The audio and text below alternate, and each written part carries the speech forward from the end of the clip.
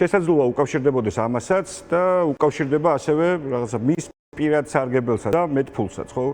კარგად რო გავიხსენოთ, არც დიდი ხანია გასული მას შემდეგ, რაც სახელმწიფო დეპარტამენტის წარმომადგენლებმა სთხოვეს მას შეხვედრა, ხო? ის არ შეხვდა ელს, არ შეხვდა ტრამპის წარმომადგენლებს და რაღაცა მიზეზებად ამბობდა, რომ აგერ ყობახიძეა და იმას ესაუბრეთ მერეშვაში ვარო. არადა ეს შეხვედრა საჭირო იყო ამ ქვეყნის უსაფრთხოებისთვის, სტაბილურობისთვის, მომავლისთვის და ამ ქვეყანაში მაცხოვრებელი ადამიანებისთვის, ხო? ჩვენი მთავარი სტრატეგიული პარტნიორი ითხოვდა მასთან შეხვედრას. და მან თქვა ვარი, მაგრამ რა მოხდა, როცა საქმე ეხება დიდ ფულს, ან განსაკუთრებით დიდ ფულს, რაღაცა წარმატებულ ბიზნესებს და ასე შემდეგ, ივანიშვილი ხო თავის კომფორტის ზონას რაღაც არღვევს და გამოდის და ხვდება ამ ადამიანებს, ხო? ესეთი ამბავი გამახსენდა სხვა შორის ამ შეხვედრის პარალელურად, როცა პირველად ივანიშვილი წავიდა პრემიერობიდან, რა ვიცი, 1000 უბედურება ხდებოდა სამწუხაროდ ამ ქვეყანაში, მათ შორის თბილისის სტიქია ხდებოდა და ასე შემდეგ და ივანიშვილი არ გამოჩენილა საჯაროდ. თუ არ ვწდები, განცხადებაც კი ძალიან გვიან გაავრცელა. მაგრამ იქედან ცოტა ხანში, როცა მას დენდროლოგიური პარკის შექმნის იდეა მოუვიდა თავში და ხეები გადაქონდა და ჩვენ ბათუმში ქობულეთის სანაპიროზე მაშინ პროტესტი დავიწყეთ, პირადად მოვიდა მაშინ ჩვენთან და იმ ხის სანახავად, რომელიც მას დენდროლოგიურ პარკში უნდა წაეღო. ანუ კიდე ერთხელ რო კარგად პირადად იყო, მე ერთხელ მქონდა შესაძლებლობა ივანიშვილის ნახვის და ეს იყო ის შემთხვევა. ხო, თითქოს რაღაც საბუთები ყველაფერი წესრიგში გვაქვს, იქვე გაირკვა რომ არ იყო წესრიგში, მე წავიდა და მოკეთ როგორც გაგრძელდა ყველას კარგად ახსოვს ეხ.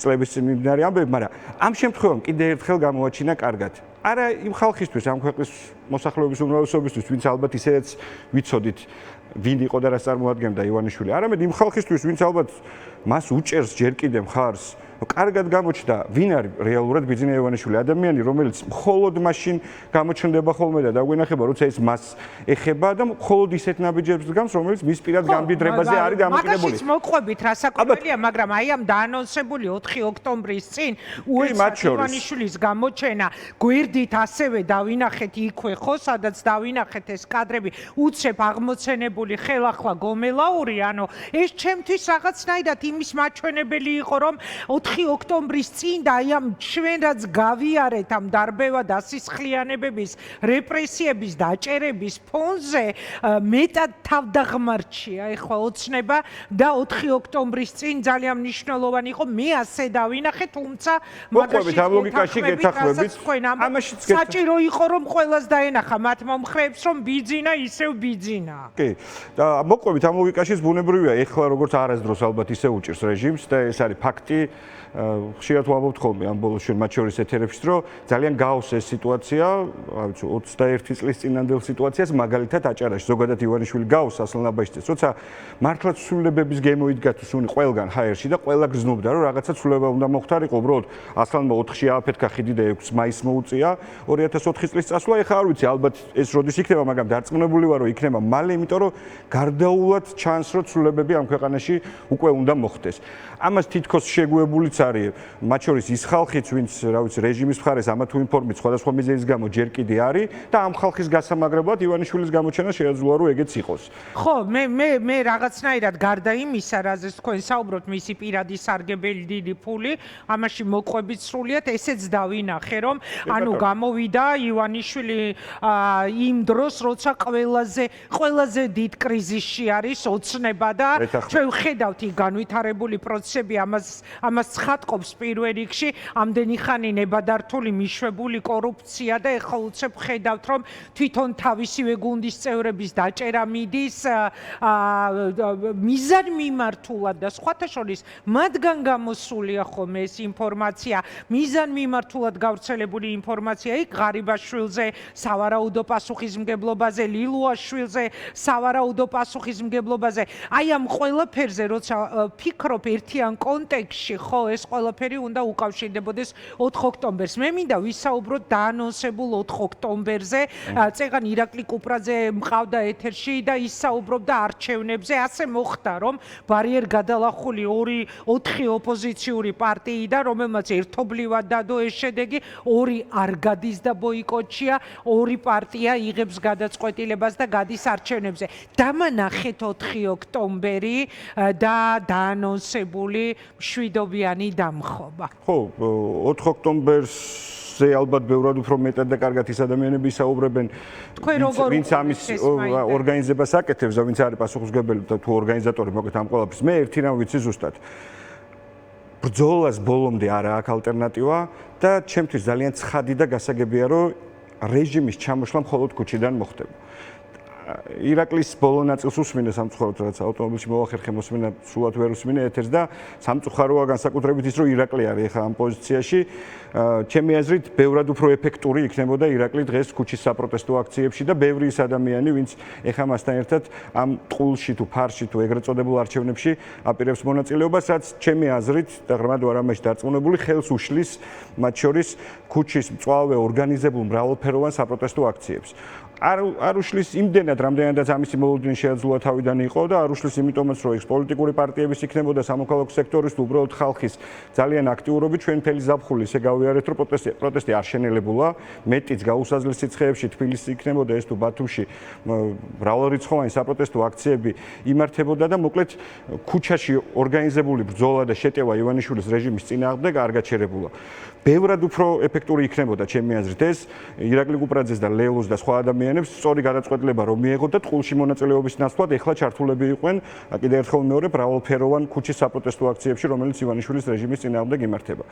რაც შეეხება თვითონ 4 ოქტომბერს, მანამდე დაანონსებულ უკვე 27 სექტემბრის აქციას, სადაც დარწმუნებული ვარ, რომ ასევე უამრავი ადამიანი იქნება, ვფიქრობ, რომ არის უმნიშვნელოვანესი და ერთადერთი გზა ივანიშვილის უკვე მორყეული რეჟიმის ბოლომდე ჩამოშლისა. თქვენ როგორ ხედავთ? აი რა შეიძლება ბევრჯერ დამისვამს ეს კითხვა, ეხლა პირველად არ ვსვამ ამ კითხვას. რა შესაძლოა აღმოჩნდეს ის, რაც მიაღებინებს ივანიშვილს გადაწყვეტილებას დააკმაყოფილოს ორი მთავარი მოთხოვნა, რის გამოც საერთოდ დაიწყო ეს საპროტესტო აქციები, ხელახალი არჩევნების ჩატარება და პოლიტპატიმრების გათავისუფლება. აი, როგორ წარმოგიდგენიათ ქუჩის აქციებს ისინი უყურებენ, ტიტუშკებს გვიქსევენ, გვარბევენ, ადამიანებს იჭერენ, წარმოუდგენელ რეპრესიებს აწყობენ, მაგრამ ჯერჯერობით სიტყვასაც არ ძრავენ, რომ რაღაცის დამთმობები არიან, არც ფიქრობენ ამაზე. რა შეიძლება აღმოჩნდეს მთავარი ფაქტორი?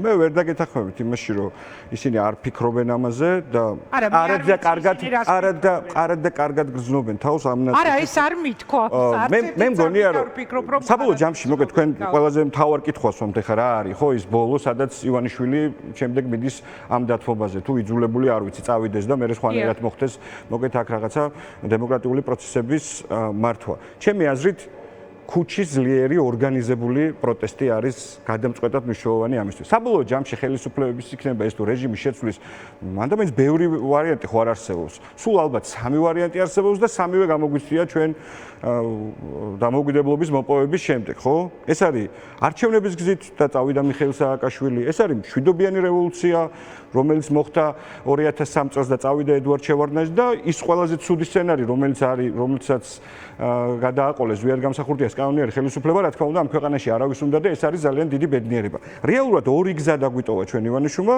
მისი შეცვლის, უბრალოდ ერთი დაგვიტოვა, ორი არსებობდა, ეს იყო არჩევნები და ეს იყო ხალხის ქუჩაში რაღაცა გულწრფელი და მედგარი პროტესტი. არჩევნები ივანიშვილმა მართლა გააუქმა ამ ქვეყანაში, ახლა რამდენიც არ უნდა ვიძახოთ, რომ რაღაცებს გამოვგლეთ ჩაკ და ამ შემდეგ ვიზამთ, ფაქტი არის, რომ არჩევნები გააუქმა.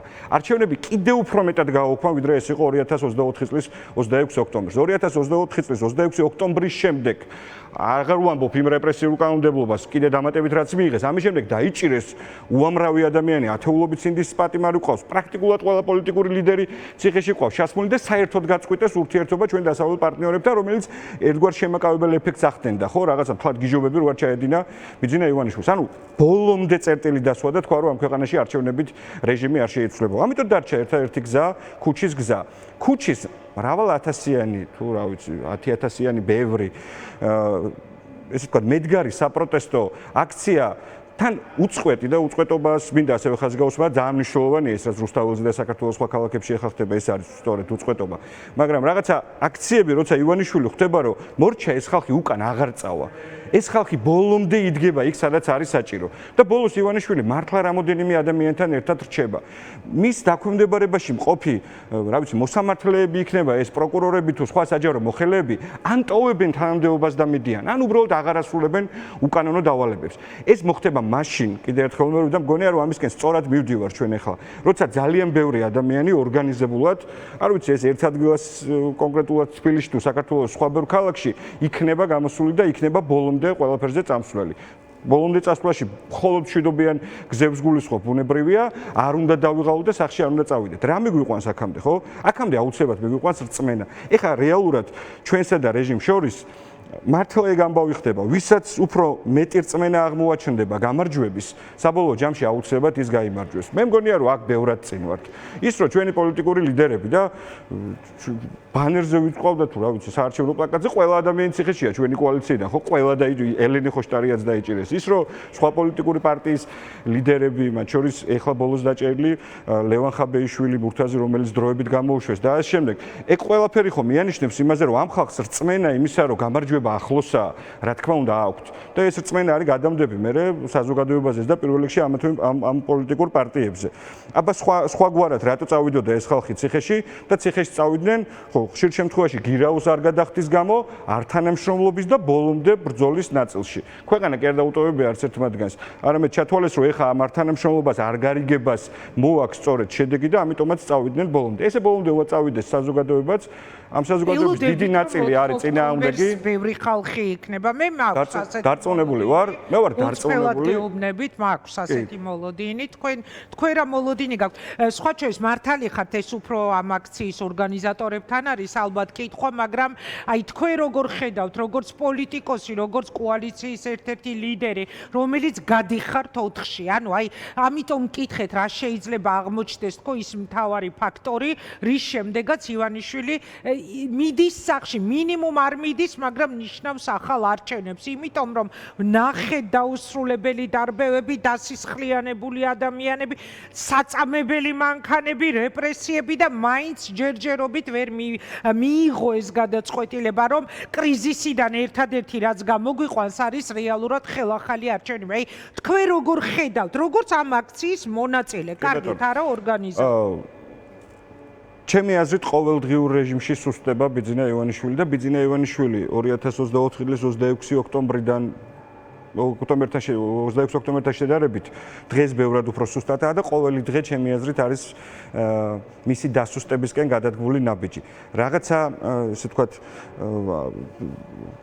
რაღაც რესურსი მოკეთ ბიძინა ივანიშვილის ამ რაღაცა ოლიგარქიულ რეჟიმსაც გააჩნია, რომელიც ნელ-ნელა სუსტდება და იშლება. ის რომ რეპრესიების ამ მასშტაბზეა წასული, ჩემი აზრით მათ შორის არის ამის მთავარი დამადასტურებელი ამბავი, რომ მის არსენალში არსებულ რაღაცა ყველა რესურსს იყენებს, ყველა იერარქს ისვრის. კი, ფუჭად უვარდება, ვერც ელენე შეაშინა, ვერც ლევანი, ვერც ნიკა, მიუხედავად იმისა, რომ ნიკას გატაცებაზე ფორმალური საბუთიც კი ამ დრომდე არ არსებობს, უკვე 4 თვე გადის. და კადრი არ არსებობს. ნიკა გადაცება მოხდა ისე რომ ერთი კადრი არ არსებობს, კაცი მოიტაცეს. ის კადრები რაც მისი ავტომობილის ვიდეო რეგისტრატორებმა გადაიღო, მოგლიჯეს და წაიღეს, დალეწეს ყველაფერი და თავით ხო პოლიტპატიმრებს, ინდისის პატიმრებს და თავით კი არ შეუწუხებიათ. საუბრობდით, იმ დღეს ვამბობდი, რომ ისე მომენატრად ხო მელიასთან ინტერვიუ ეთერში მეთქი მოვიკითხავ ყველას, ყველა. მე დიდი იმედი მაქვს, რომ ნიკაც და სხვა სტუმრებიც, რომლებიც ასევე დარწმუნებული ვარ, ძალიან გენატრებად მალე იქნებიან თქვენი სტუმრები და ეს მოხდება მაშინ, როცა ჩამოიშლება რეჟიმი და აქ ვიდიოდი, მოკეთ როგორ წარმოგვიდგენია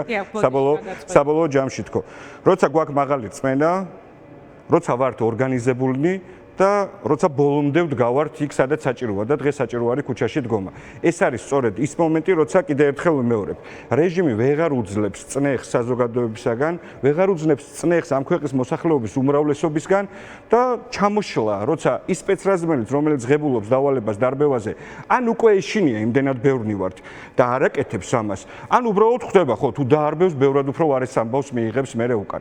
და ეს კიდევ ერთხელ მოხდება აუცილებლად, თუ ვიქნებით ბევრნი ორგანიზებული და ბოლომდე. სხვა გზას უბრალოდ ივანიშვილი არ ტოვებს. რატომ არის ეს ძლიერი რწმენა იმისა, რომ ესე ბოლომდე შეძლებს ქართული საზოგადოება წასვლას? იმიტომ რომ ჩვენ ჯერ კიდევ გვაქვს შეაძლებლობის ფანჯარა, ძალიან დიდი შეაძლებლობის ფანჯარა ღია. ჩვენ ერთის მხრივ გვაქვს რაღაცა ივანიშვილი რუსული ჭაობი და 1000 უბედურება ისევ შესაძლოა აწლეულები დაგვჭირდეს იქ დაუბრუნდეთ იქ სადაც დღეს ვართ და მეორეს გვაქვს შეაძლებლობა რომელიც არასდროს არ გქონია.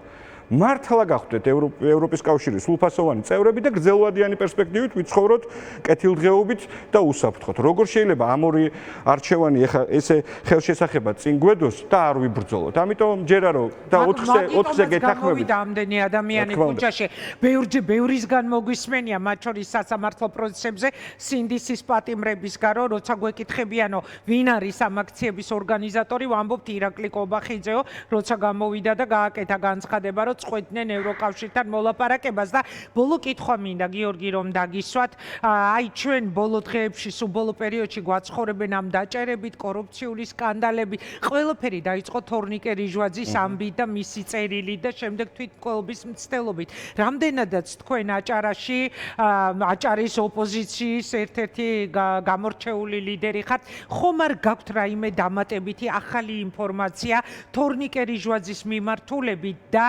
რას მეტყოდით ფულის ჩატანა, რომელზეც იყო ინფორმაცია გავრცელებული, რომ მამამისი ყავდა სულს დაჭერილი და რაღაც ძალიან დიდი ფულის ჩატანას ითხოვდნენ მისგან, აი ამ მიმართულებით ხომ არ მიგიღიათ რაიმე ახალი ინფორმაცია? არაფერი დამატებითი ინფორმაცია ამ თემასთან დაკავშირებით არ მაქვს, გარდა იმისა, რომ თორნიკე როგორც თავისი ოჯახის წევრების ძირითადი ნაწილის პრაქტიკულად აღარ არის უკვე საქართველოში როგორც ვიცით მათ შორის მისი ოჯახიც აღარ არის და არის წასული რაც შეეხება ვერსიას ხო რაც შეეხება ვერსიას თვითმკვლელობასთან დაკავშირებით მე მაინც მგონია რომ ეს არ იყო თვითმკვლელობა და თუ ეს მართლა ესე იყო რატო არის ეს უკეთესი ივანიშვილისთვის არ ვიცი იმიტომ რომ 36 წლის კაცი მიიყვანო თვითმკვლელობამდე ნუ მაშინ უნდა წარმოვიდგინოთ რა მასშტაბის ზეწოლა ხორციელდებოდა და ვიზზე ემუქრებოდნენ მას მე არ მგონია რომ მამაზე მუქარის გამო თორნიკე რიჟვაძე თავს იკლავდა თუმცა არსებობს ერთ-ერთი ვერსია რომ საერთოდ მამას გადაეფარა როცა ესროდნენ ეს კიდევ უფრო რეალური ამბავი მგონია მე სხვათა შორის კავშირი თორნიკე რიჟვაძეს რომელსაც თვითონვე დაუწერეს ხო ალბათ თუ დააწერინეს რა მნიშვნელობა აქვს ამას და აღიარებინის კორუფცია და ნარკოტიკები რა დონეზე მივიდნენ საბოლოო ჯამში ხო მათ ერთ-ერთ ლიდერთან მიმართებაში და კორუფციის ნაწილში აჭარაში არც ცოტა ადამიანი საუბრობს სხვა შორის იმას რომ რიჟვაძესთან დაძაბულობა პირველი ბიძინა ივანიშვილს დაიწყო მაშინ როცა არაბულ ინვესტიციებზე იყო საუბარი და რა ვიცი როგორც ამბობენ ყოველ შემთხვევაში დავით რიჟვაძე მისმა მამამ სადა აქ რაღაცა ქრთამის მოთხოვნა ერთ-ერთი ლოტის სანაცვლოდ და ეს ინვესტიციები რომელზეც კობახიძე და ივანიშვილი ბევრს გვესაუბრება, უნდა შეეხოს აჭარასაც, როგორც ამას ღიად ამბობენ ისინი. ამიტომ კიდევ ერთხელ მე არ არის გამორიცხული ამასთანაც რამე კავშირში ყოფილიყო რიჟვაძეების ოჯახი, მაგრამ აქ ერთი მთავარი ამბავი გამოჩნდა რა. რიჟვაძის შემთხვევაში და სხვა ბევრ შემთხვევაში, ხო, განსაკუთრებით თავდაცვის მინისტრის ამ ბოლო შემთხვევაში. იმას, რასაც ნოდარ მელაძე თქვენი ტელევიზია ბოლო ბევრი წლის განმავლობაში აჩვენებს. იმას, რაზეც საუბრობდით ყველა, ხო, პრაქტიკულად ოპოზიციაში თუ რა სამოქალაქო სექტორი და ასე შემდეგ. აღმოჩნდა რომ ყველაფერი მართლა ბოლომდე მართალი ყოფილა. აქ კორუფცია მხოლოდ დაბალ დონეზე კი არ არის და კი მართლა ესეა, ვისაც ხელი მიუწვდება დღეს ყველა ცდილობს, რომ სადღაც ფული გააკეთოს. აქ მართლა არის კორუფცია უმაღლეს ეშელონებში, როცა იჭერ თავდაცვის მინისტრს, ამბობ რომ დაიჭერ პრემიერ-მინისტრს და ამას პრაქტიკულად პირდაპირ ამბობს კობახიძეს და ასე შემდეგ, ნიშნავს რომ სად ცხოვრობთ და რა საშინელ მდგომარეობაში ვართ ჩვენ ჯერ კიდე. ვინმე სხვა გონია რომ მართლა კორუფციას ებრძვის ეხა ივანიშვილი და კობახიძე. ხო ყველასთვის კარგად გასაგები ამბავია რომ ებრძვიან იმ ადამიანებს, ვისგანაც რაღაც ან ფული აქვთ ეხა ამოსაღები, ან უბრალოდ აღარ სჭირდებათ. რეჟიმის შენარჩუნებისთვის ყველა ადამიანს დატოვებენ თანამდებობაზე, რა დონის კორუფციაში არ უნდა იყოს ის ჩართული. დიდი მადლობა გიორგი. მადლობა თქვენ.